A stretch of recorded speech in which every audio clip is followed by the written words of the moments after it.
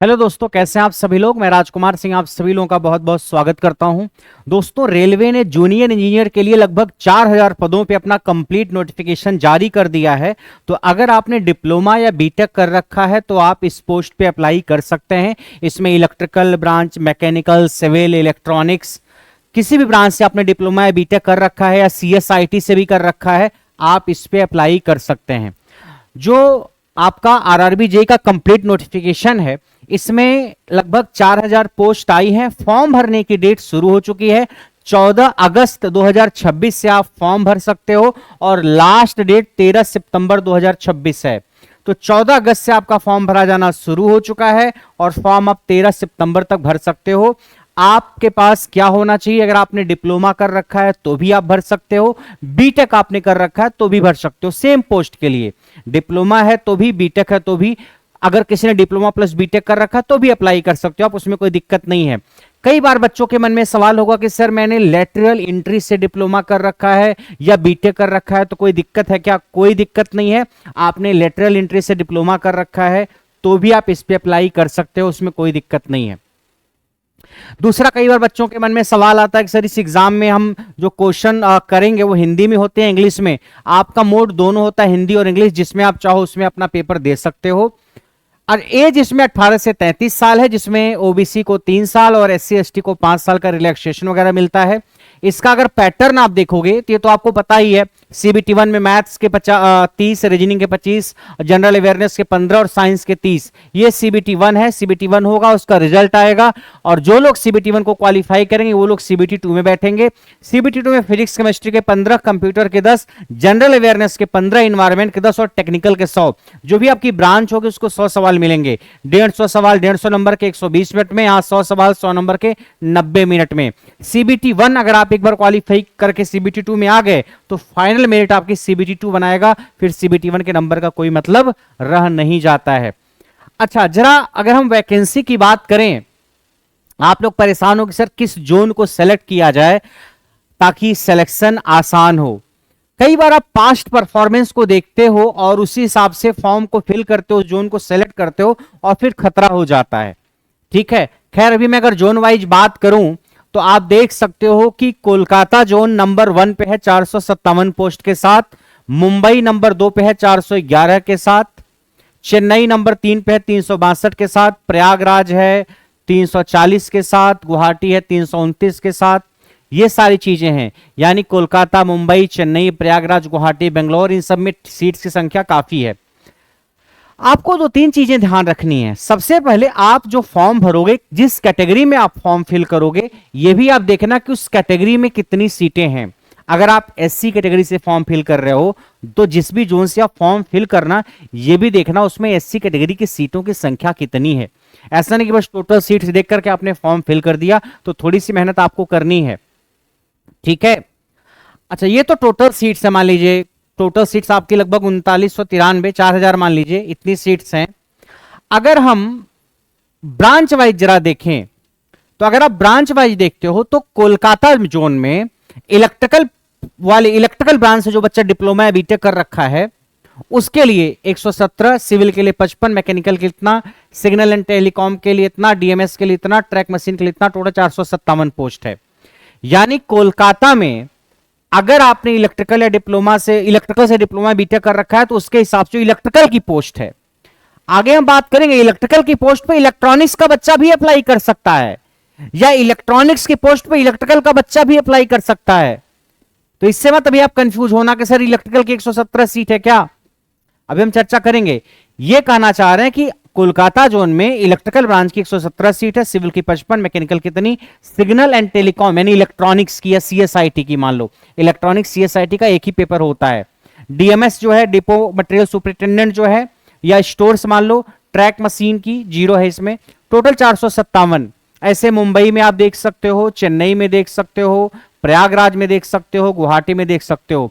तो अगर आपकी ब्रांच इलेक्ट्रिकल है तो इलेक्ट्रिकल ब्रांच की सीट देखो 117 है कोलकाता में, मुंबई में है 91, चेन्नई में है 69, प्रयागराज में है 22, गुवाहाटी में है 13, 48 अजमेर में है, 43 गोरखपुर में है, उसके बाद अहमदाबाद में 29 है, भोपाल में 38 है। तो अगर मैं कुछ उन जोन्स को सेलेक्ट करूं, आपकी जो भी ब्रांच आप उस हिसाब से देखना, सिविल वाला बच्चा सिविल का मैकेनिकल वाला देखेगा। एसएनटी मतलब सिग्नल एंड टेलीकॉम, जो कि इलेक्ट्रॉनिक्स ब्रांच का बच्चा है, सीएसआईटी वाला मेनली अप्लाई करता है इस पोस्ट पे। डीएमएस जो है, डीएमएस की पोस्ट के लिए कोई भी बच्चा जो डिप्लोमा या बीटेक कर रखा है किसी भी स्ट्रीम से अप्लाई कर सकता है। डीएमएस में एवरीवन कैन अप्लाई, जो भी डिप्लोमा बीटेक कर रखा किसी भी स्ट्रीम से, ठीक है। तो अगर मैं इलेक्ट्रिकल ब्रांच की बात करूं तो आप देखो कोलकाता में सीटों की संख्या खूब है, उसके बाद मुंबई में भी सीटें ठीक हैं, चेन्नई में भी 69 है, 48 अजमेर में है, गोरखपुर में 43 है, 33 जो है चंडीगढ़ में है, अहमदाबाद में देखोगे तो 29 है, भोपाल में 38 है, भुवनेश्वर में 13 है, ये हैं।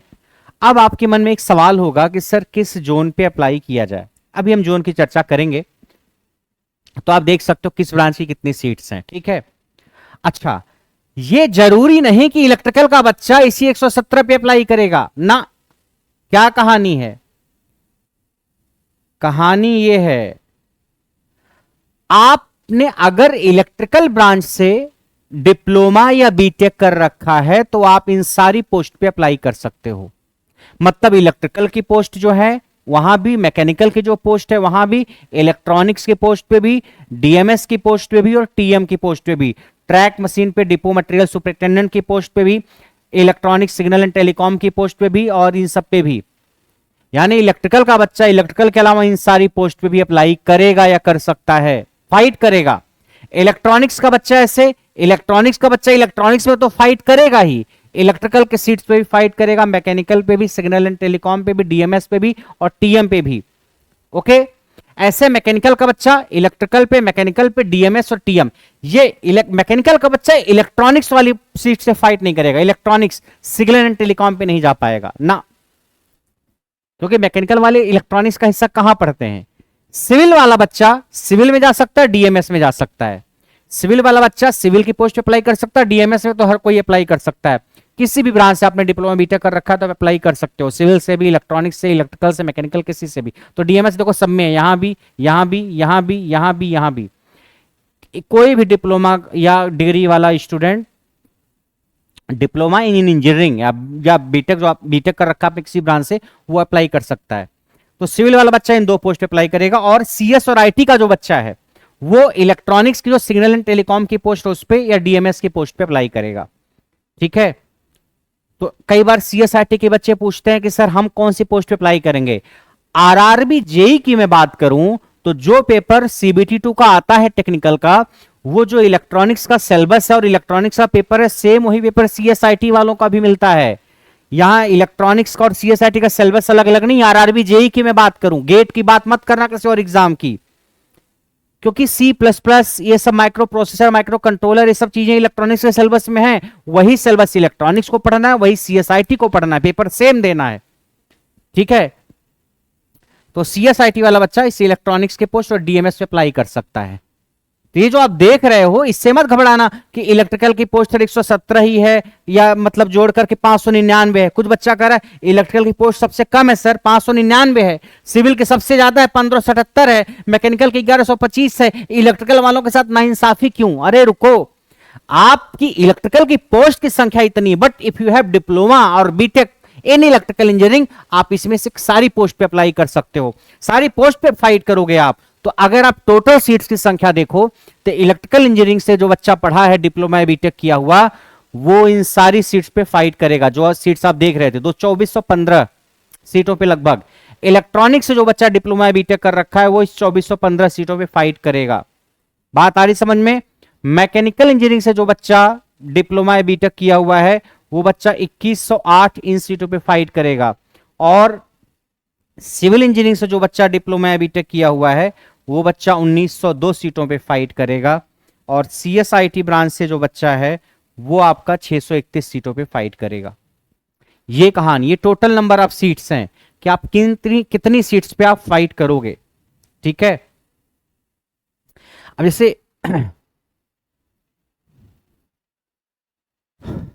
जैसे सिग्नल एंड टेलीकॉम की पोस्ट है 307, आप देखना ध्यान से, सिग्नल एंड टेलीकॉम की 307 है और डीएमएस की 324 है। तो अगर कोई बच्चा सीएसआईटी वाला है तो ये सिग्नल एंड टेलीकॉम 307 जो पोस्ट है उस पर अप्लाई करेगा, और डीएमएस की 324, इन दोनों को जोड़ लो आप, इन दोनों को जोड़ लो आप, ठीक है। 307 और 324, 631 पोस्ट पे अप्लाई कर सकता है। सीएसआईटी वाला बच्चा इलेक्ट्रिकल की पोस्ट पे अप्लाई नहीं करेगा ना, सीएसआईटी वाला बच्चा इलेक्ट्रिकल की पोस्ट पे अप्लाई नहीं कर सकता, मैकेनिकल की पोस्ट पे अप्लाई नहीं कर सकता, ट्रैक मशीन की पोस्ट पे अप्लाई नहीं कर सकता। सीएसआईटी का लड़का इलेक्ट्रॉनिक्स सिग्नल एंड टेलीकॉम की पोस्ट पे अप्लाई करेगा। तो इसकी सीट और इसकी सीट जोड़ लो, 307 324 631 हो गई। हाँ, लेकिन अगर इलेक्ट्रॉनिक्स से कोई बच्चा डिप्लोमा बीटेक किया हुआ है तो उसके पास इतनी सीट्स है। यानी ये कहने का मतलब है कि अगर एक बच्चा इलेक्ट्रॉनिक्स ब्रांच से डिप्लोमा बीटेक करके आया और एक सीएस ब्रांच से आया, दोनों बच्चे का जो पेपर होगा वो सेम होगा। टेक्निकल का पेपर, नॉन टेक तो सेम होता है ये सबका, टेक्निकल का पेपर सेम होगा, मगर एलिजिबिलिटी की अगर मैं बात करूं तो सीएसआईटी का बच्चा इतनी सीट्स पे एलिजिबल होगा, जबकि इलेक्ट्रॉनिक्स का बच्चा इतनी सीट्स पे एलिजिबल होगा। इलेक्ट्रिकल का बच्चा इतनी सीट्स पे एलिजिबल होगा फाइट करने के लिए, मैकेनिकल का बच्चा इतना और सिविल का बच्चा इतना। यानी जो 1578 सीट सिविल के हैं वो, प्लस 324 सीट जो आपकी डीएमएस की हैं वो, इन दोनों पे अप्लाई करेगा, ठीक है। यानी ये जो नोटिफिकेशन है इसमें ये कहने का मतलब, इसे सिविल ब्रांच का कोई बच्चा है तो सिविल की सीटें 1578 पे तो फाइट करेगा ही, डीएमएस की जो सीटें हैं उसमें भी वो एलिजिबल है ना। 324 सीटों पे किसी भी ब्रांच से डिप्लोमा बीटेक किया वो बच्चा डीएमएस के लिए एप्लीकेबल है, तो इससे फाइट करेगा। ये 324 सीट तो सबके लिए है, तो भी जोड़ो, सब में जोड़ दो 324, ठीक है। तो इस ब्रांच का बच्चा इन ब्रांचेज में अप्लाई कर पाएगा, इन ब्रांच का बच्चा इन ब्रांचेज के लिए अप्लाई कर सकता है पोस्ट के लिए। तो आप देख सकते हो सबसे ज्यादा सीट अगर किसी ब्रांच के लिए है तो इलेक्ट्रिकल ब्रांच का जो बच्चा है या इलेक्ट्रॉनिक्स ब्रांच का जो बच्चा है उसके लिए है। उसके बाद है नंबर 2 पे सिविल मैकेनिकल इंजीनियरिंग, 2100 सीटों पे लगभग, सिविल का बच्चा 1900 सीटों पे, सीएसआईटी के बच्चे 631 सीट पे अप्लाई कर सकते हैं, मतलब फाइट करेंगे इतनी पोस्ट पे, ठीक है। मतलब पोस्ट जो है, कुछ पोस्ट ऐसी है जो कॉमन है, उसमें सब बच्चा लड़ रहा है, सिविल वाला भी लड़ रहा है, मैकेनिकल, डीएमएस में सब लड़ रहे हैं, तो डीएमएस सब में जुड़ गई। तो इस तरीके से मत जोड़ लेना सर ये प्लस ये प्लस ये बहुत ज्यादा वैकेंसी हो जाएगी, नहीं, ओवरलैप हो रही है ना सीट्स इसमें। आपको बात समझ में आई? अब आपके मन में सवाल होगा कि सर ये तो ठीक है, हम कौन सा जोन सेलेक्ट करें। देखिए बहुत सारे ऐसे भी डिपार्टमेंट इसमें हैं जहां पे रेलवे जेई की मैं बात करूं तो वो पहली चीज तो ये कि एक जॉब आपको चाहिए होती है, बट रेलवे में कई बार जॉब करने के बाद भी बच्चे ऐसे हैं जो परेशान रहते हैं, रोते रहते हैं कि सर नौकरियां तो मिल गई है बट बहुत टेंशन है सर, थक जाते हैं काम कर करके। अभी आपको एक अदद नौकरी की तलाश है, once you will get the job फिर दूसरी परेशानियां स्टार्ट होती हैं। जैसे ट्रैक मशीन वगैरह है, तो ट्रैक मशीन में बड़ा मुश्किल काम रहता है। खैर मुश्किल काम तो आपको करना ही, आप कहीं भी जाओगे। आपको जो जोन सेलेक्ट करना है, 2-3 चीज उसमें ध्यान देनी है। मैं किसी जोन का नाम नहीं लूंगा कि कोई टीचर आया जोन बता के चला गया, सारी भीड़ वहीं अप्लाई कर दी और फिर वहीं कटाव बढ़ गई।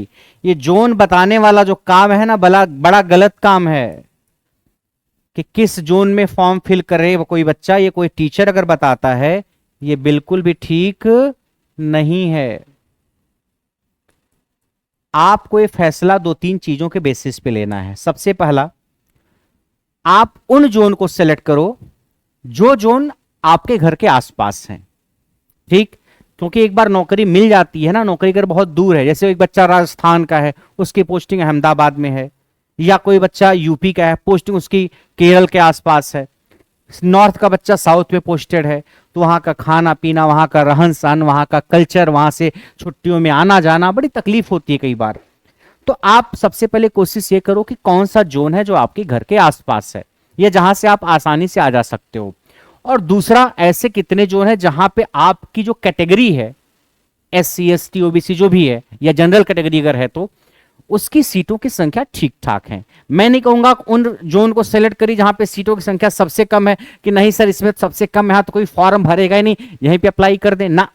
अगर सबसे कम सीट वाले जोन पे आप अप्लाई करते हो ना, तो वहां पे क्या होता है, अगर पेपर थोड़ा सा भी 19-20 हुआ तो काम खत्म है आपका।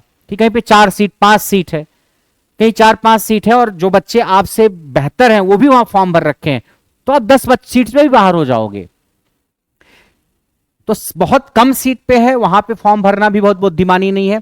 कुछ लोगों को लगता है जहां बहुत ज्यादा सीटें हैं सर वहां पे फिर फॉर्म भरते हैं। भाई ज्यादा सीटें आपके लिए हैं तो वो तो सबको नजर आ रहा है यहाँ पे सीटें ज्यादा हैं, सबको वहीं से फॉर्म नहीं भरेगा। तो आपको सबसे ज्यादा की तरफ भी नहीं भागना है, सबसे कम की तरफ भी नहीं भागना है, उन जोन की तरफ भागना है जहां सीटों की संख्या ठीक ठाक है। मैं नहीं कह रहा हूं सबसे ज्यादा वाला सीट वाला जोन आपके पास है तो मत भरो, भर सकते हो। अगर आपको लगता है आप इलाहाबाद के आसपास आपका घर है, इलाहाबाद जोन से आप में सीट भी ठीक ठाक आई, आप भरना चाहते हो तो बिल्कुल भरो, कोई दिक्कत नहीं। बट केरल का बच्चा इलाहाबाद जोन से फॉर्म भरे, बहुत ज्यादा सलाह तो उसको मैं नहीं दूंगा। तो आप इन दोनों चीजों को देखना कहां ओवरलैप हो रही हैं, जो जोन आपके पास हो और जहां सीट्स की संख्या ठीक ठाक हो, बिल्कुल कम भी नहीं हो, ज्यादा हो तो चलेगा।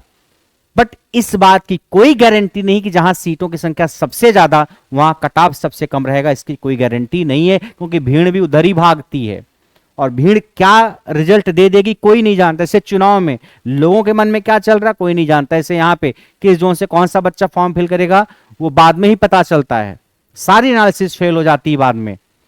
ठीक है, तो आप उन जोन्स को चुनना जहां पे सीटों की संख्या आपको लग रहा है ठीक ठाक है, बहुत कम भी नहीं बहुत ज्यादा भी नहीं है, और सीट और जो है जोन आपके आसपास है। क्योंकि एक बार नौकरी लग गई तो जोन अगर गड़बड़ मिल जाता कई बार तो फिर जिंदगी भर का रोना लगा रहता है। फिर ढूंढोगे सर बबली ढूंढ लें जो रेलवे में जॉब करती हो या सेंट्रल गवर्नमेंट की जॉब करती हो ताकि म्यूचुअल ट्रांसफर ले पाए या ये कर पाए। कई बार हो पाता, कई बार बड़ी मुश्किल भी आती है। ठीक है, तो इन दोनों चीजों को आप ध्यान रखना। तो आपकी जो भी ब्रांच है उस हिसाब से आप देख लेना। जैसे इलेक्ट्रिकल का बच्चा है तो आप कोलकाता में देखो सीट्स ठीक है, कोलकाता का अगर कोई बच्चा है तो कोलकाता जोन को सिलेक्ट कर सकता है या कोलकाता के आसपास के जोन को सिलेक्ट कर सकता है।